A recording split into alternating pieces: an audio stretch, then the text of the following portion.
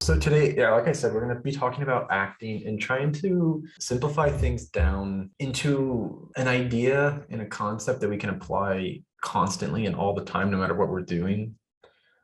Instead of going through and having going through like 8 billion different opinions on what's good acting and what's not, because that's all subjective. We're going to try and focus in on sort of some building blocks of what's going to create, in my opinion, objectively good acting. Whether it's great or not, I think ultimately comes down to the viewer's opinion. But if we can do a few things, we can at least have like an argument for why it's good acting and not bad acting. And those two things are going to come down to who the character is and what they're trying to achieve. If we can understand those two things, we should be able to get things that can, for the most part, be universally considered good acting. We make those choices very genuine and honestly to ourselves.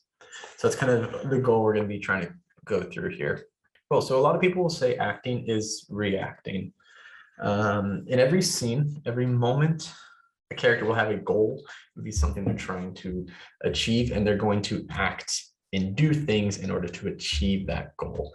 Though, especially in film, they'll be confronted with an obstacle. Otherwise, it's pretty boring because your character just does the thing and they get what they want and they're done. The movie's over. So characters are always going to be striving for a goal and coming across obstacles. And where the reaction part comes in is how the character responds to that obstacle.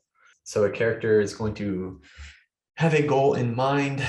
Let's say it's crossing the street. They're trying to cross the street, and they act upon that by walking across the street, and they come across an obstacle, and that is a oncoming car. They then have to process that information.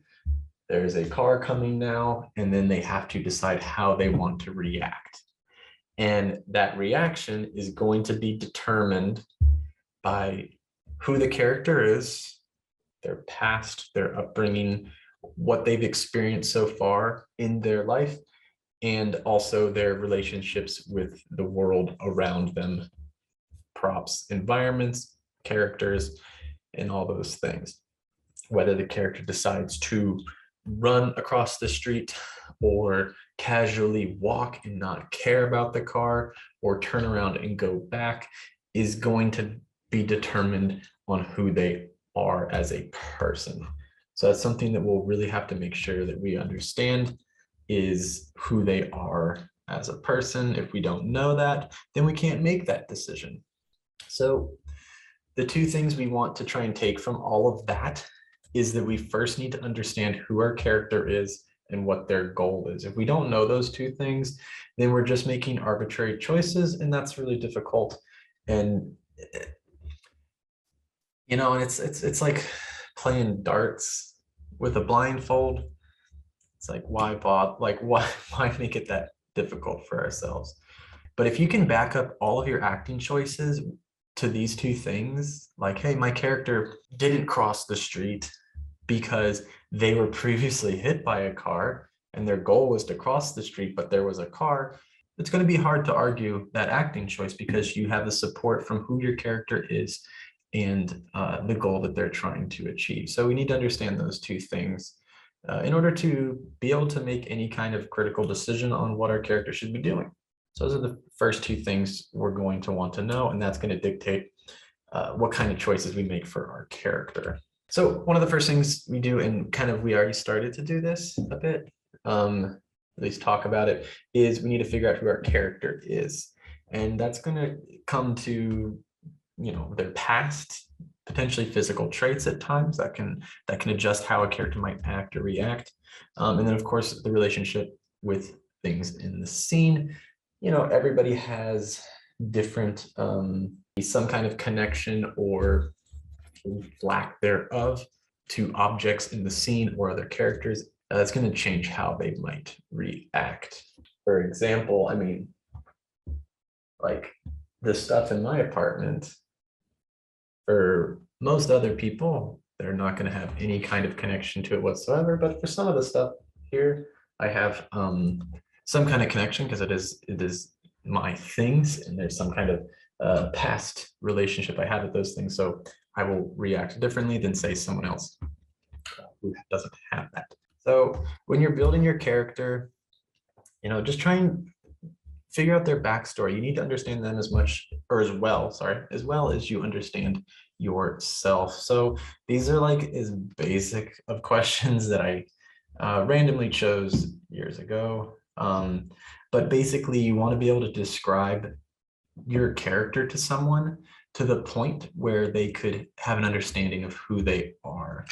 You need to understand all the different things from their past or who they are, their temperament, things like that, because it's going to help you make decisions on, what kind of choice to make with your acting. Otherwise, like I said before, you're kind of just guessing and hoping that your instincts are good with acting. So one of the big things to sort of dictate or know or understand who your character is by their past. Your character's personality traits in acting are often defined by their past. So understanding where your character came from can drastically help make your choices and make unique and specific or accurate choices. That's really what we're going for. If you can make unique and specific choices in your acting, you're in a good place, and you should have some really solid acting. You're going to hear those things a lot, especially when you're sending your work out to recruiters and supervisors. They're going to be saying like, hey, we kind of want some more specific or unique choices. And the way we're going to be able to make those is by having specific and unique characters. Otherwise, we're hoping that whatever ideas we randomly come up with are unique enough. So again, just asking yourself different questions like, is there a defining moment in your character's life? What does your character think of the world around them? Does your character have a past with other characters or parts of the scene? And remember, we want choices to be specific for our character. So like, for me, like I moved around I was in a new apartment or house actually more than, almost every year of my life. Definitely a new city every 2 years, probably, as I grew up. So that's something very specific and unique to me. And the amount of moving around that I did definitely affects how I might react in new situations. For me, I moved to a new city and it's not that big a deal because I've done it so many times. I understand the process and what happens. But if you've never moved to a new city, there's a lot of things that you're going to be more scared of, worried about, and things like that. So that unique experience in my life changes how I react in that situation compared to those who don't have that. So we also have that other part, the physical traits. This one is this one's not as strong, but it does come into play. And this is like how your character's sort of body will dictate a lot of times how they move, which can alter their physical or their acting choices. They might not respond in the same way based on their physical traits.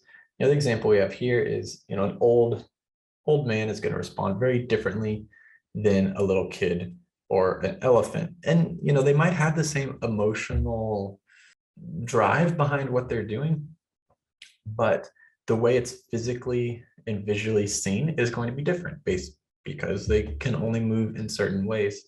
So keep those things in mind.